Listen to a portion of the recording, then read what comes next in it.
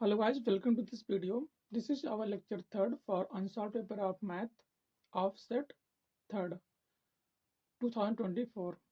Okay, and before this lecture, I have discussed two lecture first and second of set third, in which we solve other question of this set guys. तो ये हम लोग इस video में जो है four के सारे पार्ट को देखेंगे और 5 के भी लगाने की कोशिश करेंगे। टाइम मिलेगा तो 5 के भी हम लोग अचीव करेंगे। ओके, तो ये सारे आपके इंपॉर्टेंट है, 2-2 नंबर वाले क्वेश्चन है, लेकिन अगर आप लोग सही से नहीं लिखोगे एग्जाम में तो आपको 2 नंबर के बजाय 0 नंबर मिल जाएंगे। ये ध्यान देना है। आपके जो 1 नंबर 2 नंबर के आ रहे हैं क्वेश्चन, उसमें आपकी राइटिंग नहीं, आपके मेथोलॉजी पर ही आपके 2 नंबर मिलने वाले हैं। ओके, तो हम लोग पहले क्वेश्चन पर बढ़ते हैं। आपके सारे इंपॉर्टेंट क्वेश्चन ये मूव करते हैं हम लोग गाइस। पहले क्वेश्चन पे देखो, पहला क्वेश्चन क्या देगा आपका, सेकंड का फर्स्ट पार्ट है, ए रिलेशन इज, एक मिनट हम लोग, ओके गाइस, तो आपको क्या डिफाइन किया गया है, relation R is defined on in N cross N as follows, A comma B related to CD if and only if ED is equal to BC, then prove that R is an equivalence relation. Okay, तो समझना आप लोग यहाँ पर, जैसे R जो अभी आप देते थे, आपका कोई रियल नंबर हो या फिर नेचुरल नंबर, रेशनल नंबर हो, वहाँ पर डिफाइन होता है, बट यहाँ पर आपका कार्टेशियन प्रोडक्ट लिया गया है। जैसे ये आप लोग यहाँ देख पा रहे हैं एन क्रॉस एन, और एन क्रॉस एन एक्चुअल में डिनोट क्या करता है आप लोग जानते हो, इसकी जो एलिमेंट आते हैं एक्स कामा वाई, मतलब ये पहला वाला पहले सेट से आता है, दूसरा वाला आपके दूसरे सेट से आता है। कि इसकी खास बात होती है कार्टेशियन प्रोडक्ट, आप जानते हो इसका। तो इस तरह आपका मतलब ए बी जो लिए हैं, ए आपका फर्स्ट में बिलोंग कर रहा है, बी आपका सेकंड में है, फिर सी आपका फर्स्ट में है, डी आपका इसमें सेकंड वाले सेट में है। तो मतलब इसको बोलते हैं हम लोग पेयर वाइज बोलते हैं। ओके, तो ये में दिया गया है। फिर यहाँ पर ये रिलेशन कब डिफाइन हो रहे हैं, इफ एंड ओनली, मतलब ये तभी डिफाइन होंगे जब इस कंडीशन को सेटिस्फाई करते हैं। तो हमें देखना क्या, ये जो कंडीशन है हमारे पास, अगर ये सभी हमारे पास रिफ्लेक्सिव सिमेट्रिक ट्रांजिट सेटिस्फाई कर ले जाए, तो इसका मतलब जो हमारे पास ये रिलेशन डिफाइंड है, इसको सेटिस्फाई कर रहा है इस सेट के लिए, वो आपका इक्विवेलेंस होगा, नहीं तो नहीं होगा। हाँ, फिलहाल तो ये 2 नंबर का नहीं है, लेकिन अब दी है 2 नंबर में तो हम लोग कुछ कर भी नहीं सकते हैं। ओके गाइज, तो ठीक है, हम लोग यहाँ पे स्टार्ट करते हैं। सबसे पहले हम लोग पहला पार्ट लेते हैं रिफ्लेक्सिव को। ठीक है, रिफ्लेक्सिविटी हम लोग दिखाते हैं यहाँ पर, रिफ्लेक्सिविटी। अब आप लोग समझते हो, जैसे रिफ्लेक्सिविटी दिखाना, आप लोग क्या करते हो, ए कामा ए, मतलब for all A belonging to, कोई भी आपका नेचुरल नंबर होता था तो कहते थे ये अगर आर में बिलोंग कर रहा तो बोलते हो आप रिफ्लेक्सिव हो।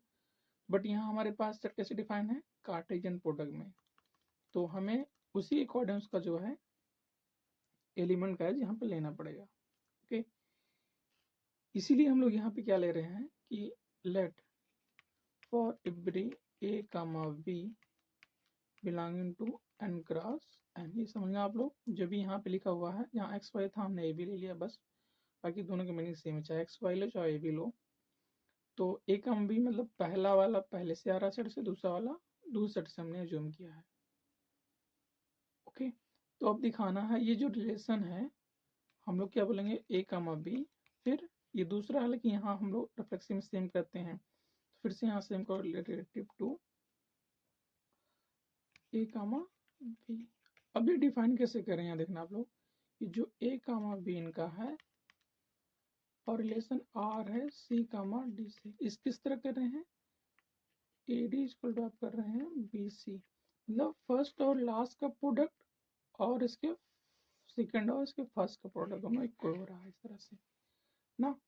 तो हम लोग यहाँ पे क्या हो जाएगा, मतलब फर्स्ट और लास्ट मीन्स कि ए वी, आपका ए वी इक्वल टू जाएगा सेकंड और फर्स्ट बी ए के, ये इम्प्लाइज करेगा हमारे पास ना। तो अगर A B related A B है तो ये कंडीशन हमारे पास होल्ड करनी चाहिए। अब देखना खास बात ये है क्या, कि सभी नेचुरल नंबर के लिए ये हमारे पास वैलिड है। Yes, obvious it is a valid. Why? Because if you taking assume that if you taking a is equal to 2 and b is equal to 11, then a into b become 22 and b into a, 11 to ja 22, and these both are equal. And actually this is a we can say this is true for all every number of natural number guys। तो आपके सभी number के लिए आप लोग A B चाहे जो number ले लो, लाख, 10 लाख, करोड़, ठीक है, जीरो तो इसमें आता नहीं है, आप जानते हो नेचुरल नंबर कहाँ से होता है, 1 से लेकर इन्फिनिटी तक। तो उससे किसी भी दो नंबर का प्रोडक्ट आपका ये होता है। और अगर इसको नहीं लिखना चाहते तो आप लोग ऐसा भी लिख सकते हो कि dot product is a commutative in natural number. Okay, मतलब कम्यूटेटिव सेटिस्फाई होता है नेचुरल नंबर में। मीन्स यहाँ लिख दो we know that dot product is commutative, dot product is commutative, commutative in natural number, natural number. तो this implies R is reflexive, मतलब इसको लगा कि आपका आर तो रिफ्लेक्सिव हो गया कि आर इज रिफ्लेक्सिव। अब हमें नेक्स्ट देखना है क्या, सिमेट्री देखनी है ना। तो सिमेट्रिक हम लोग लेते हैं। आपको एग्जाम में ऐसे लिखना पड़ेगा सारा कुछ, भले 2 नंबर में है, लेकिन नहीं तो एक भी नंबर नहीं मिलेगा। okay.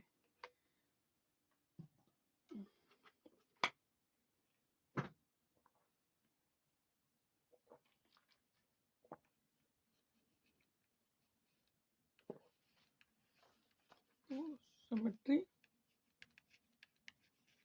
सिटी। अब लोग यहाँ पे क्या करते थे, आपको याद हो कि आप कहते थे कि अगर ए बी हमारे पास रिलेशन में है तो हमें दिखाना होता है कि बी भी उस रिलेशन में बिलोंग करेगा ना। तो ठीक है, सेम काम हम लोग यहाँ पे करते हैं। कैसे क्या करते हैं हम लोग, मान लेते हैं कि फॉर एवरी, पहले एलिमेंट हमें डेसिमल लेना पड़ेगा, दो अलग अलग, मतलब C D belonging to N cross natural में बिलोंग कर रहे हैं, जो कि सेटिस्फाई कर रहे हैं इस प्रॉपर्टी को। ओके, देन क्या हो जाएगा, according to given condition A B किस तरह पर रिलेटेड है सी डी से, पहले और इसका लास्ट प्रोडक्ट, मतलब this implies A D equal to आप कर रहे हैं बी सी के। तो अब हमें यहाँ से उसका उल्टा दिखाना है कि उसका उल्टा भी इसमें बिलोंग करेगा। उल्टा आप लोग कैसे कर दोगे, देखो यहाँ पर इसको पहले इंटरचेंज कर दो आप लोग, इसको ले सकते हो ऐसा ना, बी सी इक्वल टू आप लोग ए डी। अब बस अगर B C equal to A D हो गया तो हमारे पास यहाँ क्या मिलेगा, इसके टर्मिनोलॉजी को बदल दो आप लोग, मतलब सी वी इक्वल टू आप कर दो क्या, डी ए कर दो। तो यहाँ से हमको सी डी मिल जाएगा, पहला एलिमेंट, क्योंकि फर्स्ट और लास्ट कर रहे थे वो लोग। तो ये इम्प्लाइज करेगा सी डी रिलेटेड टू किसके, बी ए से हो जाएगा। ठीक है, सी वी रिलेटेड टू बी ए, मतलब हमें ए भी दिखाना है ना, इसको एक ही हम लोग चेंज करते हैं, एक को सेम रखते हैं। ठीक है, इसको चेंज करो, इसमें कोई एक, बाकी एक को सेम रहने दो, क्योंकि दोनों का प्रोडक्ट इक्वल होगा नेचुरल नंबर, कोई उससे दिक्कत वाली बात तो है नहीं। तो हमें से यहाँ क्या मिलेगा, इसका लास्ट, मतलब सी डी रिलेटेड टू किसके, ए बी हमारे पास हो जाएगा ना, इसका कॉम्बिनेशन। तो गाइस हमारे पास क्या है, C D related to A B, this implies R is symmetric, symmetric for every A B C D belonging to natural number के लिए। ठीक, तो ये हमने कैसे दिखा, पहले सबसे पहले ध्यान देना आप लोग, हमने माना कि मतलब यहाँ तो टीम कोई बात नहीं हो गया, हमने माना कि अगर ये सेटिस्फाई कर रहा है तो हमें सी डी को पहले क्या आना है, ए बी को हमें बाद में करना है। ये करते सेटिस्फाई तो क्या करते हैं, ए डी को मतलब ए डी इक्वल टू कर रहे हैं, बी सी कर रहे हैं, तो हमने इसको इंटरचेंज किया, बी सी इक्वल टू हमने ए डी बनाया। अब हमें सी डी लेकर आना है इधर ना, सी डी लेकर आना है तो मतलब हमें क्या करना पड़ेगा, ए बी, तो सी डी यहाँ पर आना चाहिए, सी डी फिर यहाँ जाएगा, उसके बाद ए बी, सी डी अगर यहाँ आएगा तो यहाँ बी ए, फिर बी, फिर कैलकुलेटिंग में रुकना, यहाँ पर हमने गलती करते हैं क्या, वो स्टॉप करते हैं यहाँ पर एक मिनट के लिए। थोड़ी गलती शायद हुई है।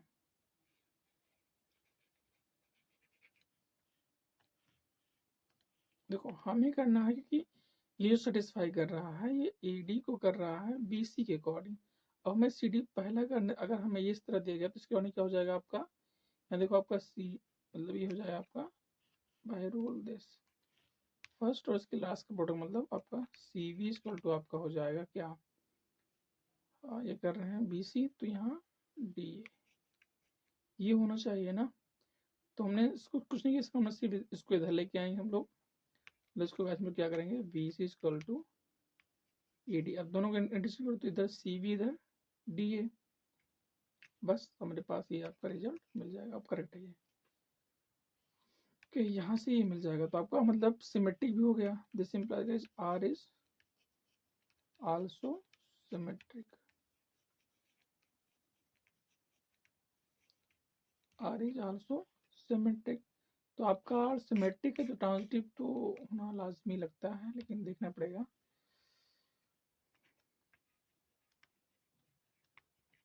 ट्रांजिटिविटी, ट्रांजिटिव क्या कहती है इसका, देखो आप लोग।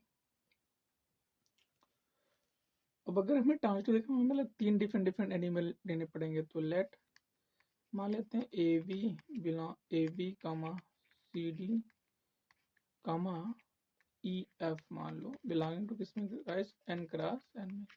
चाहे वैसे लिखो ABCD ये बिलोंगिंग टू N, या फिर आप लोग ऐसे भी नोट कर सकते हो जैसे आपको लगे सुटेबिलिटी। तो अब हम लोग क्या बोलते हैं कि इफ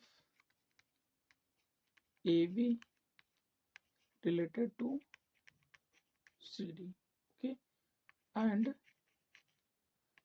क्या हम लोग होते हैं CD रिलेटेड टू आपका EF। अब अगर ये दोनों हमारे पास हैं तो हमें दिखाना है कि AB रिलेटेड टू आपका EF हो जाएगा ना, दोनों के हमें कुछ इधर उधर करके अपना जुगाड़ बना के हमें काम करना है। तो यहाँ से हमारे पास क्या हो जाएगा, इधर फर्स्ट और इसका प्रोडक्ट आपका AD और यहाँ क्या आ जाएगा आपका BC आ जाएगा, एंड यहाँ से क्या मिलेगा आपका फर्स्ट और लास्ट CF, यहाँ से क्या DE। देखो यहाँ पे C है, यहाँ C है, यहाँ D है, यहाँ भी D है, तो इनमें से कोई वैल्यू ऑलमोस्ट चेंज कर दो, चाहे C को चेंज करो चाहे D को चेंज करो। तो हम यहाँ से अगर C को चेंज कर रहे हैं तो यहाँ देखो C का क्या पाएंगे हम लोग D/F पाएंगे ना, दोनों में, क्योंकि दोनों में रिलेशन लिखना है तभी तो ये मिलेगा हमें फर्स्ट और इसका लास्ट वाला। तो यहाँ से हमने C को निकाला और C को यहाँ पर लाकर हम लोग डाल देंगे, यहाँ से क्या मिल जाएगा ED इक्वल टू आपका V इंटू गाइस T/F। अब D से D खत्म, हाँ अगर D से D खत्म तो F को इधर यहाँ भेज दो, मीन्स AF इक्वल टू आपका आ जाएगा VE, okay. AF equal to B मिल गया, तो अब इस रूल के अकॉर्डिंग आप लोग क्या करोगे, इसका कॉम्बिनेशन बनाओगे, मतलब A और B का बनाओ कॉम्बिनेशन, A और B रिलेटेड टू किसके EF दिखाना है आपको। तो आपका F और E और F मतलब E और F, ये आपका आ गया। अगर ये दोनों बिलोंग कर रहे हैं हमने कहा, मैं दिखा दिया आपका फर्स्ट और लास्ट भी आपके बिलोंग कर रहे हैं। This implies for every ABCDEF belonging to natural number के लिए, कोई भी आप लोग नेचुरल नंबर से एलिमेंट उठाओगे तो हमेशा वो जो है उसमें बिलोंग करेंगे। This implies R is transitive, इसका मतलब आपका जो रिलेशन दिया गया है वो रिलेशन आपका ट्रांजिटिव है। तो सिमेट्रिक पहले था, रिफ्लेक्सिव पे था, ट्रांजिटिव हो गया। अब इसका मतलब क्या हो गया, this implies R is an equivalence relation, equivalence relation, okay. मतलब आपका जो R है आपका क्या होगा, आपका इक्विवेलेंस रिलेशन होगा। तो ये टोटल आपका पूरा प्रूफ है तो अच्छा क्वेश्चन, बट आपको लिखने का तरीका मालूम होना चाहिए, तो एग्जाम में आते हुए छोड़ दोगे आप लोग, ओके। तो चलो ठीक है, फिर हम लोग मूव करते हैं नेक्स्ट क्वेश्चन पर।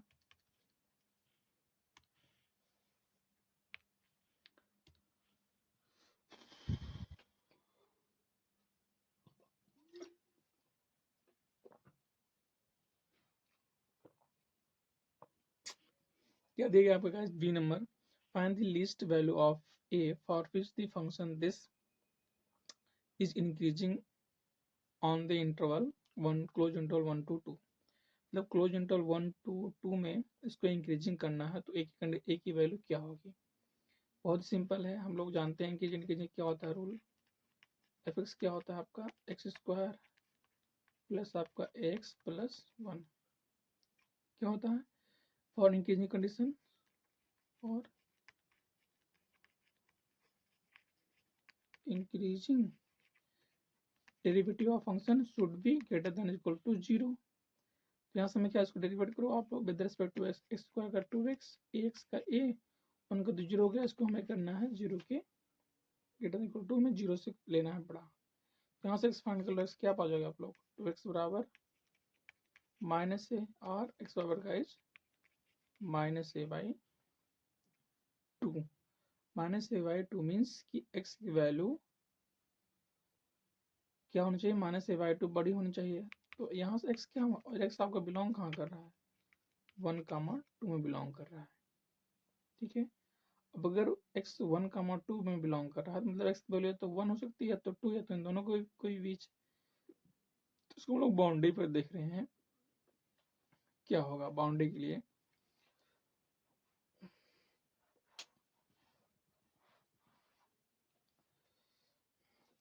और हमें यहाँ पे क्या देखना है आप लोग कि लीस्ट वैल्यू देखना है, मतलब कम से कम वैल्यू देखने का। यहाँ की वैल्यू तो हम लोग x की कम से कम कब आ जाए, x की वैल्यू 1 हो, क्योंकि 2 पे तो ज़्यादा आ जाएगी a की वैल्यू। तो हमें लिस्ट देखना तो हम लोग इसलिए पुट करते हैं इक्वल टू 1, ओके।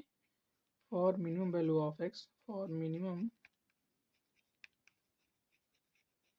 क्यों रख रहे हैं 1 रीजन में, क्योंकि हमें लिस्ट फाइंड करना है। For minimum value of x equal to 1 के लिए हमें क्या मिलेगा, जब इक्वल टू 1 रखेंगे तो हम लोग बाई सिंगल स्टार से यहाँ 1 greater equal to minus a by 2 या 2 greater equal to minus a, या फिर माइनस ए बराबर में क्या मतलब इक्वलिटी भी है तो माइनस ए बराबर आपको मिल रहा है 2, या फिर ए बराबर गाइस -2, ओके।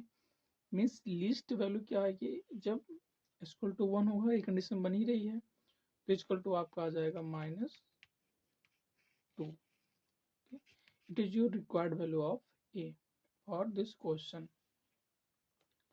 तो शायद आप लोग समझ गए होंगे, बस थोड़ा ट्रिक यहाँ पे थी कि आप लोग लीस्ट ये तो निकाल ले जाते, लेकिन आप करना था एक वैल्यू आपको फाइंड करना था। यहाँ से क्या करते, क्योंकि आपको इंटरवल में दिया गया तो हम लोग लिस्ट तभी है जब इक्वल टू 1 होगा, तो हमने इक्वल टू वहाँ 1 पुट किया, बस ये हमने सॉल्व किया, हमें मिल गया ना। चलो भाई फिर अगला क्वेश्चन देखो आप लोग क्या देगा, सॉल्व द डिफरेंशियल इक्वेशन। आपको इसको सॉल्व करना है dy by dx plus y equal to 1 where y is not equal to 1। पहले आप लोग देखो, आप लोग सॉल्व करो, हम सॉल्व करते हैं कहाँ इसका सही होता है क्या गलत है। तो अगर आप लोग ध्यान से देखो, आपका लीनियर डिफरेंशियल इक्वेशन है, ओके। वो भी किस फॉर्म का है आपको शायद याद हो, dy by dx plus p y equal to q form का है ना। जहाँ p है वहाँ 1 है, q है जहाँ 1 है, बस। तो यहाँ से मैं अगर कंपेयर करें लोग p क्या पा जाएंगे, this plus p equal to 1। तो इंटीग्रेटिंग फैक्टर कितना जाएगा आपका e की power p dx, this implies 1 dx और दिस इम्प्लाइज e की पावर x। मतलब आपका जो आ गया इंटीग्रेटिंग फैक्टर क्या आ गया, वो e की पावर x आ गया। अब सोल्यूशन क्या होता है इसका, so required solution integrating factor into जिसका फंक्शन हो, फंक्शन यहाँ पे किसका बना हमारे पास y का है, तो y into integrating factor e की power x integration integrating factor into q, तो e की पावर x इंटू में 1 और dx के रेस्पोंड इंटीग्रेट कर देंगे प्लस c। तो e की पावर x का इंटीग्रेशन सभी लोग जानते हैं बचपन से ही, मतलब 11th या 12th में जानते हैं स्टार्टिंग से ही, एक्स प्लस सी हो जाएगा, ओके। y e की पावर x, आपको y चाहिए तो e की पावर x नीचे भेज दो, e की पावर x अपान e की पावर x प्लस सी अपान e की पावर x। अभी तो भैया खत्म हो गए, चल बस ये यहाँ से क्या मिला 1 प्लस बचा ना c into e power minus x आ गया। ओके, मतलब this implies y equal to 1 plus sorry c रहेगा यहाँ पर c इंटू ई की power minus x. This is required solution of your given differential equation. Simple है, 2 number में तो बढ़िया दे लेंगे। पहले क्वेश्चन थोड़ा दे दी थी टाइट कि वहीं बच्चे फंस जाएं, और फंसने के बाद क्या करेंगे, अपना टाइम वेस्ट करेंगे आधे घंटे, लास्ट में आंसर भी गलत होंगे, क्योंकि अगर मेथोलॉजी लिखनी है आपकी सही है तो आपका नंबर कटने ही वाला है। उसके बाद 15 मिनट वेस्ट करोगे टाइम। तो ऐसे क्वेश्चन बाद में करना जिसपे आपके लगे कि मुझे आ रहा लेकिन मैं क्लियर नहीं क्या लिखूँ मैं। पहले जो आ रहा है उसको कर लो, बाद में जो नहीं है उसको करना चाहिए। तो गाइज फिर हम लोग सी पार्ट हो गया, ठीक है। नेक्स्ट पार्ट की तरफ बढ़ रहे हैं। ये आपका दिया गया है, प्रोबेबिलिटी का है, डाइस वाइज कुछ थ्रो हो रही है।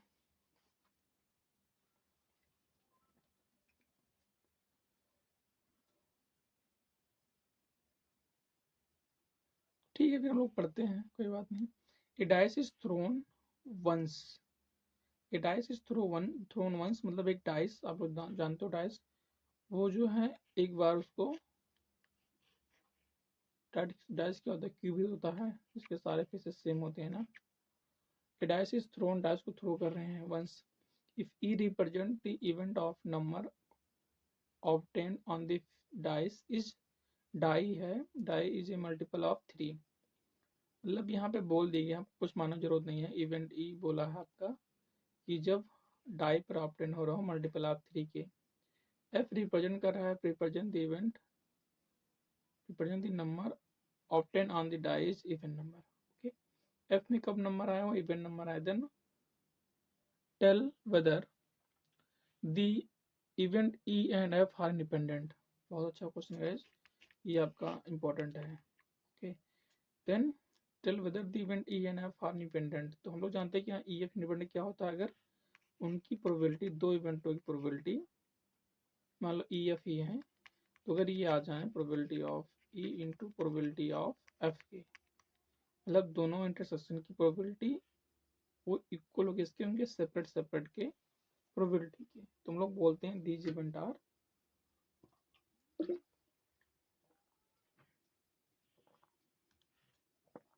इंडिपेंडेंट। ओके, तो देखते हैं क्या हमें दिया गया है, कैसे क्या।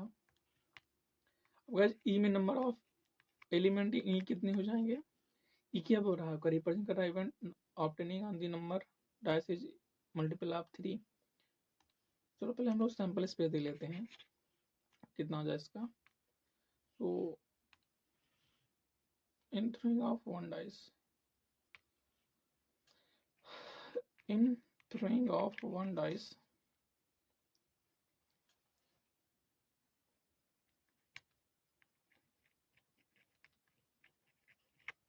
in throwing of one dice क्या हो जाएगा, सैंपल स्पेस एस, क्योंकि डाइस में गाइस 6 नंबर आते हैं, कौन कौन से आप लोग जानते हो, 2 3 4 5 और 6। हाँ, अब इसमें इवेंट ई जो कह रहा है कि वो नंबर आएंगे जो मल्टीपल ऑफ 3 होंगे। मल्टीपल ऑफ 3 मतलब क्या, जो 3 का मल्टीपल हो, टेबल आती है 3 1 जा 3 3 2 जा 6, इस तरह 9, तो 3 और 6, फिर 9 तो आएगा नहीं, कि सैंपल्स में हमारे पास 9 दिख नहीं रहा है, और 3 और 6 दो ही हैं, तो इसमें दो ही एलिमेंट आ गए। ठीक है, एफ में कितने हो जाएंगे, नंबर ऑफ एलिमेंट, ये हम लोग बोल देते हैं नंबर ऑफ एफ। एफ क्या बोला है इसने, एफ बोला है कि represent the event the number of 10 on the dice is even number, जो इवन नंबर हो।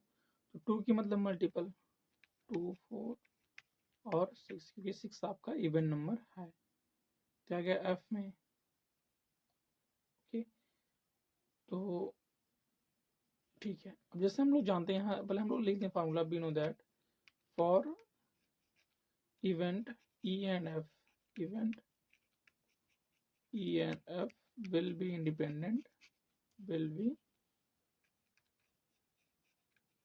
independent if क्या हो जाए कि probability of E intersection F, ये आ जाएगा इस प्रोबेबिलिटी ऑफ ई के इंटू प्रोबेबिलिटी ऑफ एफ के। मतलब हमें इसकी ई और एफ प्रोबेबिलिटी भी निकालनी, तो हम लोग यहाँ निकाल लेते हैं प्रोबेबिलिटी कितनी हो जाएगी। देखो आप लोग, प्रोबेबिलिटी ऑफ ई क्या होता है, N E upon N S, मतलब number of favourable cases upon total cases. Favourable कितने, 2 ही एलिमेंट है ना, हम लोग 6 और 9 ही देखते हैं, सिर्फ एलिमेंट काउंट करते हैं। 2/6 मतलब कितना, 1/3, 2 की जगह कितना 6 होता है। और यहाँ अगर हम गाइस प्रोबेबिलिटी आ रहे हैं प्रोबेबिलिटी ऑफ एफ की, तो कितना जाएगा, number of element in F upon number of element in S. N F, N का मतलब number of element in F हो गया। 3 देखिए हैं, 3 है, 1 2 3, और टोटल इसमें 6 है, इसकी कितनी हो जाएगा, 1/2। अब हमें ई इंटरसेक्शन एफ भी देखना है। ओके, तो ई इंटरसेक्शन एफ देखो आप लोग क्या नोट करा गया है। अब इसका पहले मीनिंग समझो, तो ये कहना क्या चाह रहा है इंटरसेक्शन एफ की, वह नंबर जो 3 के मल्टीपल भी हों और इवन नंबर भी हों। ओके, कौन सी मेरी बात सुनना आप लोग, कि 3 के मल्टीपल हों और इवन नंबर भी हों। क्यों, क्योंकि हम लोग देखते हैं कि जो दोनों में कॉमन आए, तो ई कह रहा है कि मल्टीपल 3 के, एफ कह रहा है इवन नंबर, मतलब वो नंबर जो 3 के मल्टीपल हों, कॉमन भी हो, तो कौन नंबर है अकेला, 6 ही है। इसमें सिर्फ आपका 6 ही आएगा ना। मतलब आप लोग बात क्लियर हुई। ओके, तो गाइस इसकी प्रोबेबिलिटी कितनी हो जाएगी, probability of E intersection F की, फिर से वही number of element in intersection F upon N S. कितने एलिमेंट, एक ही है, मतलब 1/6। तो प्रोबेबिलिटी इंटरसेक्शन एफ कितनी आ रही है, 1/6। यहाँ पुट कर दो, प्रोबेबिलिटी ई 1/, प्रोबेबिलिटी ऑफ 1/2, तो कितना होता है 1/6। तो यहाँ से आप लोग देख सकते हो दोनों की प्रोबेबिलिटी आपकी इक्वल आ रही है, right. This implies guys E and F are independent event। तो हमें दिखाना भी था ना, देन टेल वेदर, अच्छा चेक करना था। तो clearly this implies event E and F are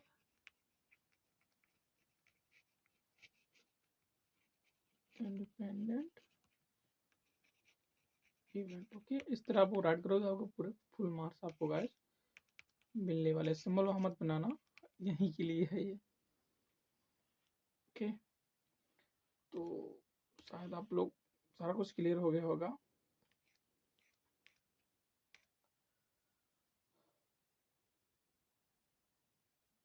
कैसे क्या करने हैं, तो हम लोग आगे बढ़े। फिर कितने मिनट हो गए यार, 28, आधे घंटे हो गए ना।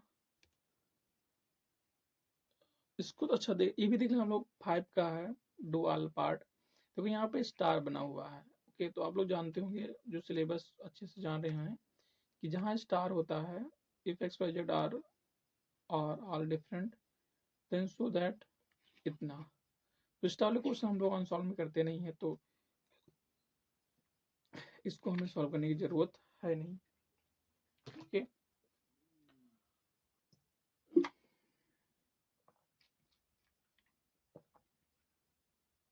बाकी क्वेश्चन जो हम लोग अगले लेक्चर में अपलोड कर देंगे, उसे अगर करना चाहो तो कर दो, उसको एक्सपेंड कर दो रो फर्स्ट के अकॉर्डिंग, तो आपको लास्ट में यही मिलेगा आपका। जब आप लोग एक्सपेंड करो सारे कट कुट जाएंगे, बस इतने ही बचेंगे आपके। ओके, तो लेकिन आता नहीं है ऐसे क्वेश्चन, और प्रीवियस ईयर था डाल दिए थे।